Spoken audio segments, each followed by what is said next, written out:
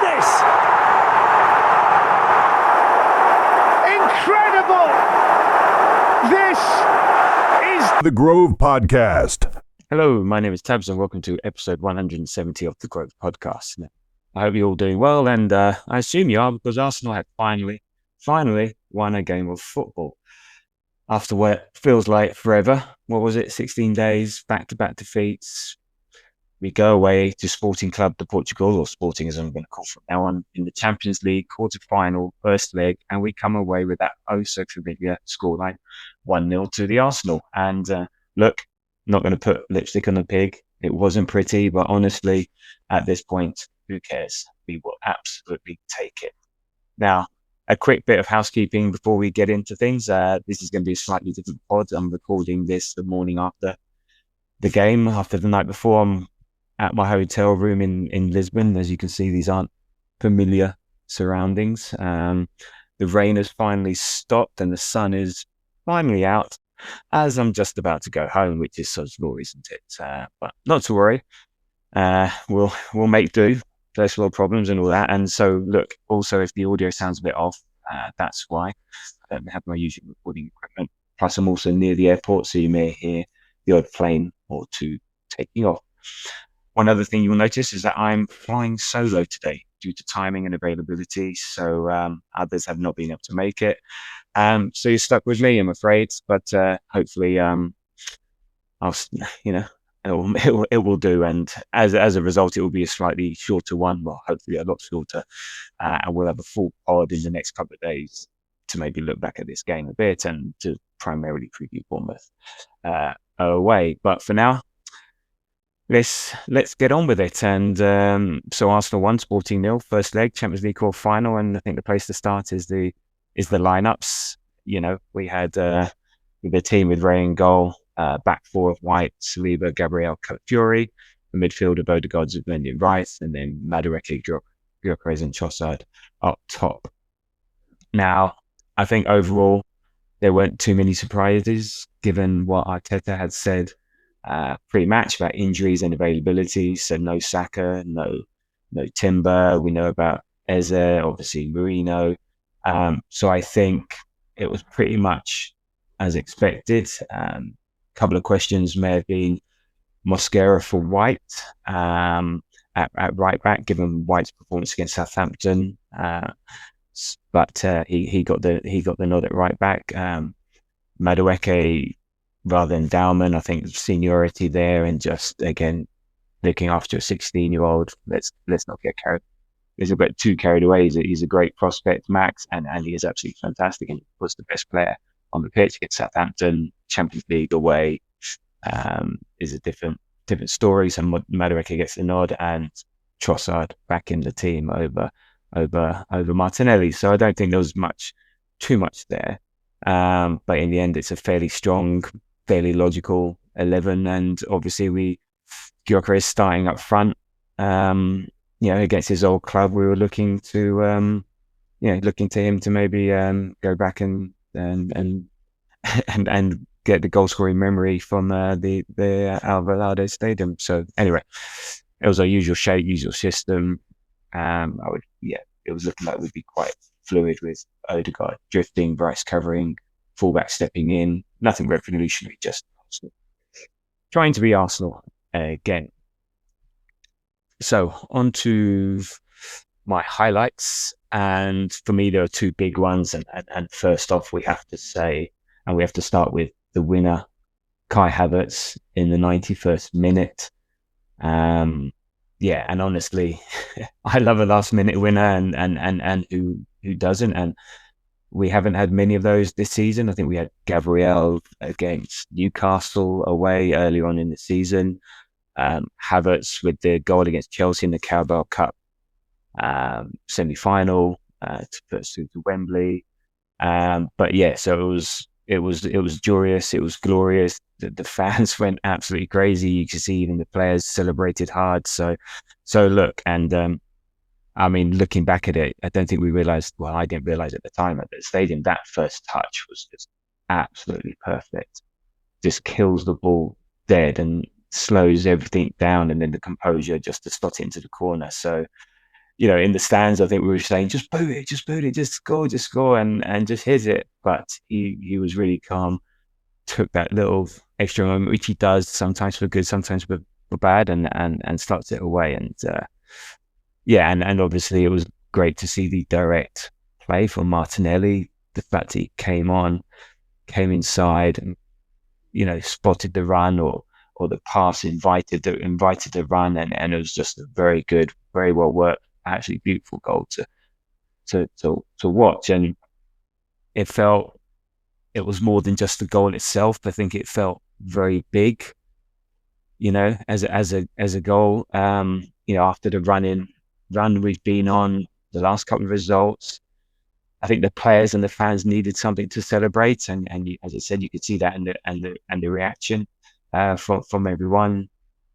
So yeah, it was really good. And the question is, how big could that moment be now? Like, I think we would have taken a 0-0. Not the worst result, not the best, but not the worst result. But it's potentially something that kickstarts our season. Kickstart something. Well, not kickstarts our season, but kickstart something for the rest of the season, for the run-in. So gives us belief again, pushes us to a strong finish to the season. So every season has its turning points. There's been a few this season. There's been a few moments we say, "Oh, is this it? Is this it?" And this might just be the one. So let's see how that pans out. But I think it was something that was very much needed by everyone, and we fully embraced it. Well, some fully embraced it, and we'll get onto that later. But there we go. And the second highlight, and this is maybe a bit, post hoc or having looked back at it, is I thought Raya, in the stadium, you noticed the difference, but not until I looked at the highlights and watched the game, again, you notice that. I thought, Raya was absolutely brilliant. And you can see just what a difference he makes to having him in the team, having him in goal. And again, this is more of a pro Raya and what he offers comment rather than an anti-Kepa comment. And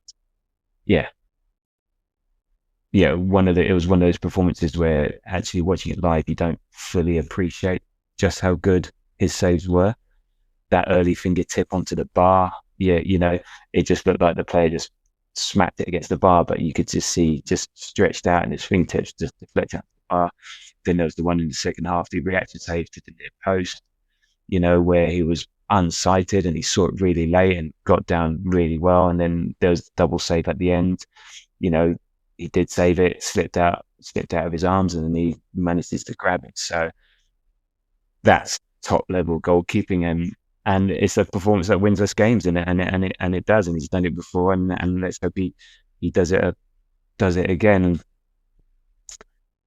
I said on the last pod, I genuinely think he is our most important player. Maybe alongside Rice, he's the one that is irreplaceable, or the drop off in what you get with the replacements is just chalk and cheese, because it's not just his saves. It's how he helps us play, how he starts the attack, how calm he is. It's on nights like this that just underline that.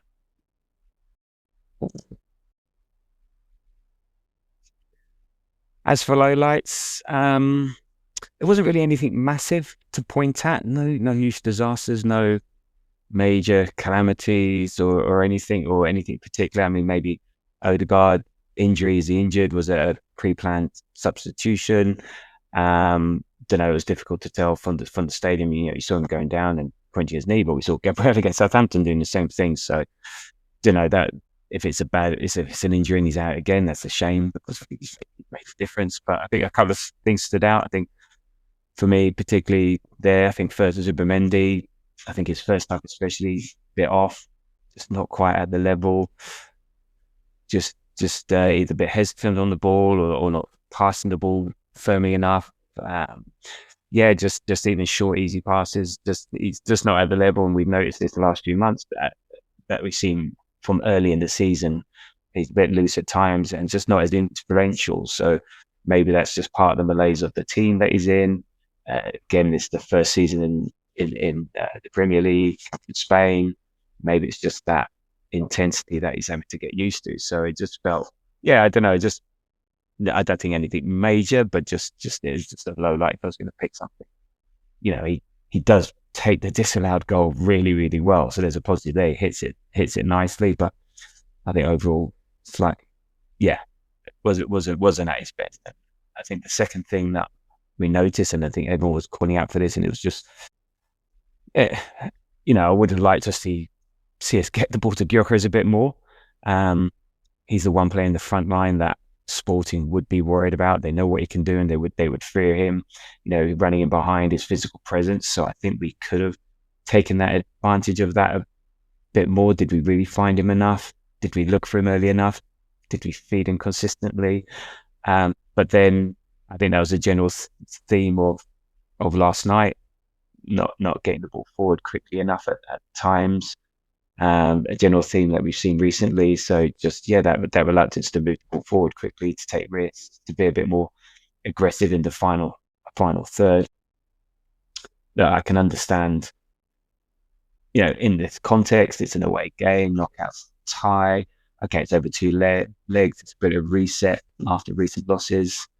So we can see why we maybe not be doing that. But at some point, we need to gonna find that balance again between the control that we were striving to achieve yesterday and that real attacking threat. So look, nothing catastrophic, plenty to build on, and ultimately the big moments went away, and that's what matters. So now, as for the game itself, I think coming into it, I was actually quite optimistic earlier in the week when we did the preview pod. Ahmed said we'd score a couple, 2-1, 3-1, win comfortably. Maybe that was a bit over-optimistic, and as I got closer to kickoff, and the more I looked at it, Sporting are unbeaten at home in the last 17. I think they're on a 23 unbeaten run overall. They've got a striker in 4. It was a big European night for them. I think it's only the second time that they've reached the quarterfinals of the Champions League. So a huge night for them, and their team in form away, in Portugal and so on. And then you factor in where we are as a team at the moment. Our confidence is a bit shaky. Performance has not quite been there. And you start to think, this is going to be tougher than we think. This is not going to be as straightforward. And I think a lot of the confidence was coming from the fact that we won 5-1 last year, but that was a group phase game, and Sporting were a team in transition. Amarin had just left, so I think that this is a very different sort of state of affairs, different game. The first leg, of a 2-legged knockout tie in the Champions League are often cagey affairs, and it's pretty much exactly how it played out, really, because as I said, they're cagey. I think teams tried to control it. Both teams were thinking about the second leg. You don't. Yes, of course, if you get a fantastic result, you can win it, like win a 2-legged tie in the first leg, but this is a quarter final, and that's great, and that's very, very rare. So I think it's about control and not giving away too much, and then leaving something for the second leg. And I said that's exactly what we got in terms of a game, and one goal in it, single moment, a single goal. Some take their chances. They can swing it either way, and and in terms of our performance, I think this game was about something quite specific for Arsenal. And I think that was about refinding our identity as a team. Arteta talked about it before the game. That identity needing to be hard to beat again, controlling games, not giving anything away. And basically getting back to what we were early in the season, getting that aura, the times where we're chatting about complaining that we'd let one shot on target. And so I think with that in mind, that sort of fed into how we played and why we played, and the way we did. And I think for large parts, that's what we did. We did do that. And I think, and that's maybe why that attacking intent wasn't quite there. but the game was more about, staying 0-0, nicking a 1-0, more than anything else. And, after a slightly shaky start, we did take the sting out of the game. We quietened the crowd, we controlled possession, and managed the game, in the main. But as I said, the trade-off with that is that going forward, we are still a bit blunt. We were not quite moving the ball quickly enough, not quite taking those risks, and I guess watching it, you were thinking, where is that goal coming from? Because even though we're in control, it never really felt like we were creating loads, cutting them open, and the like. It was a few things here and there, and I guess that's been the story of recent weeks, hasn't it? So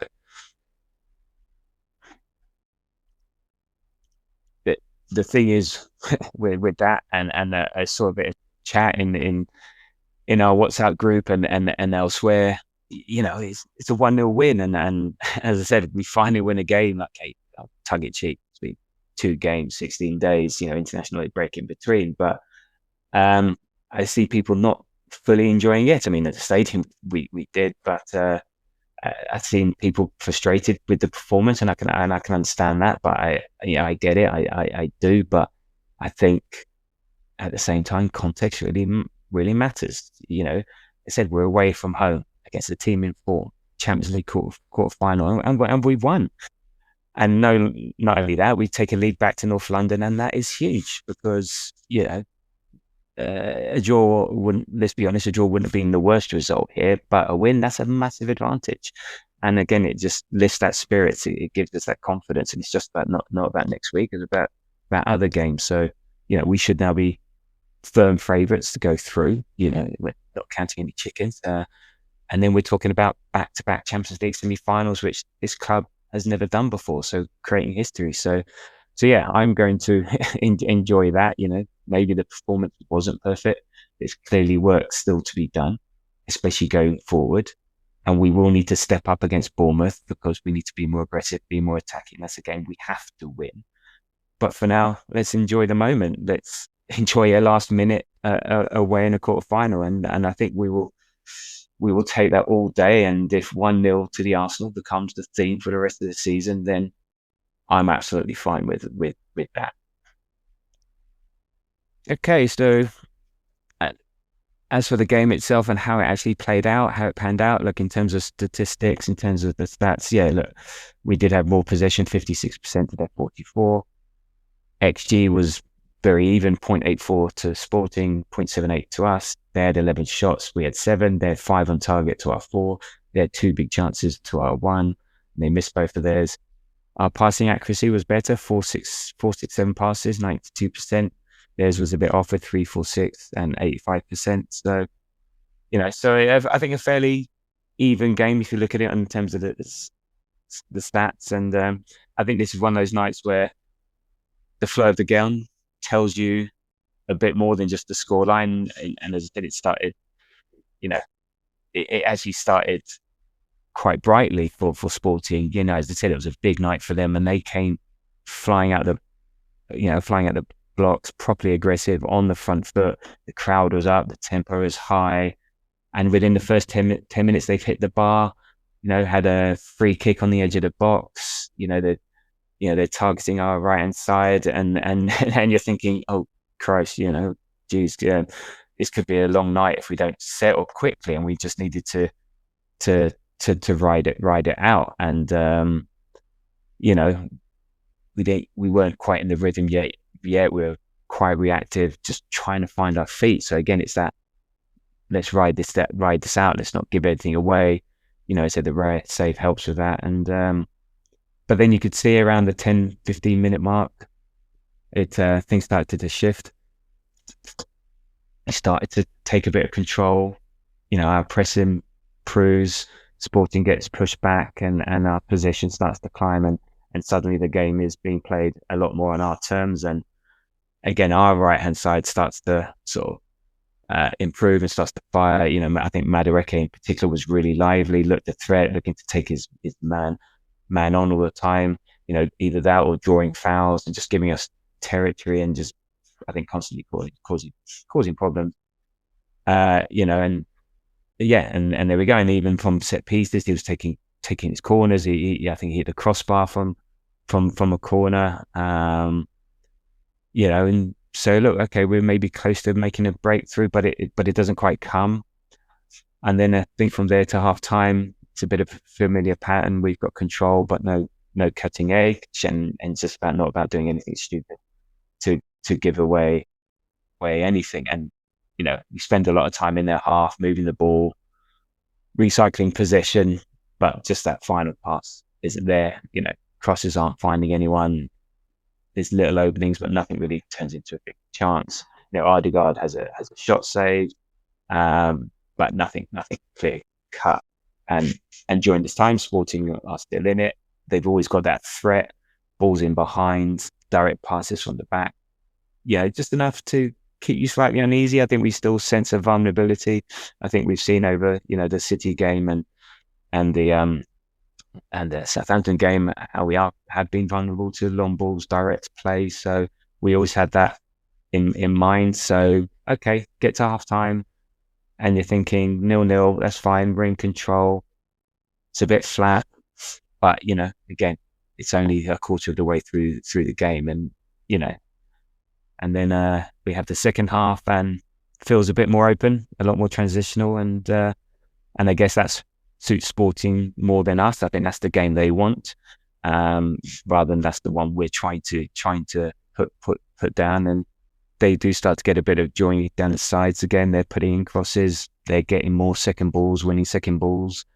And it just feels, we're less in control. I guess we're still having certain moments. We're still getting into decent areas, but the structure seems to have gone. And I wouldn't say basketball-y, but it's you can see it's a bit more to and fro. And then we do get a turning point. Just after the hour, I think we lots of people thought we'd scored. The ball did go in the back of the net. Raya wasn't celebrating because when Gyökeres picked that ball up on the pass to him, you could just even see from behind the goal, he was miles offside. And the goal was clearly ruled out. But maybe that buoyed us, and maybe that put doubt into Sporting minds. And then not soon after, Odegaard goes down. And, a bit of those, and less the goal and more the road Odegaard going down, is that we lost a bit of that rhythm.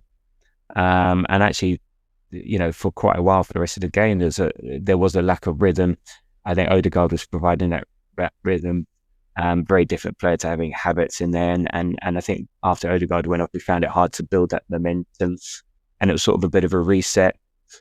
And then you got the subs coming on, Havertz coming on, and Martinelli coming on, and Dalman coming on. It's sort of a new game. And the biggest thing is that we lost a bit of control in midfield. We were less cohesive. There was more broken up. And the game just started to drift a little, and it was maybe just going to be one of those moments, and it could be a moment for Sporting, a moment for us. And then in the last 10-15 minutes, it gets a bit stretched. Both teams are having moments, and Raya steps up, with a good double save, there's a moments where Sporting are breaking 3-on-3, and again, if they score one of these goals, it's a very different conversation that we're going to have. But we survive it, and that's football at 0-0.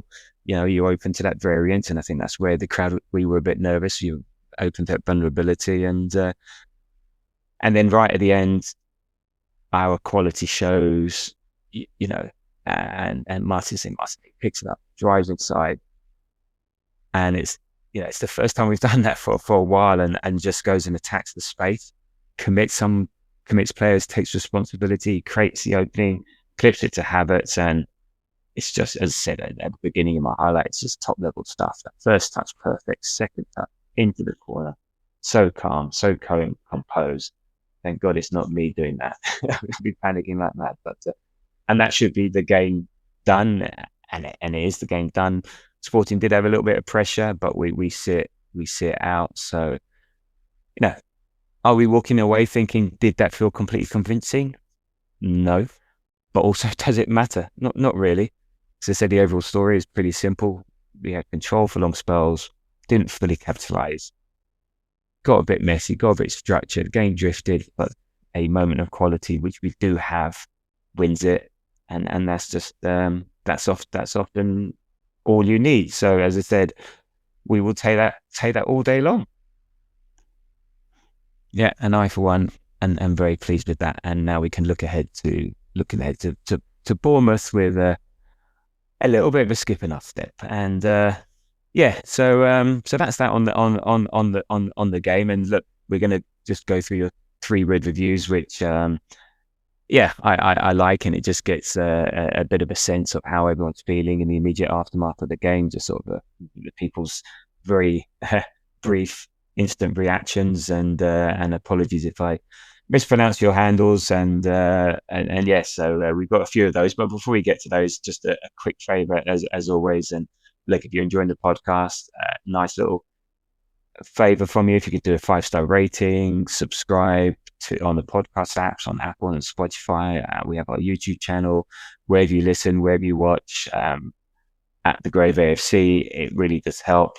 We notice the numbers. It helps with the algorithms. It helps get to the ears of other people. So it's really nice if you can do that. So subscribe, a like, and ratings really help. So, and thank you if you've really done that. We do notice them going up and down, and and that's the way of the world, and really appreciate it. Okay, so on to your 3 word reviews, and we start off with Blue Sky, Ask Canon Picks from the Grove podcast. Ian, individual quality, finally. Indeed, it was.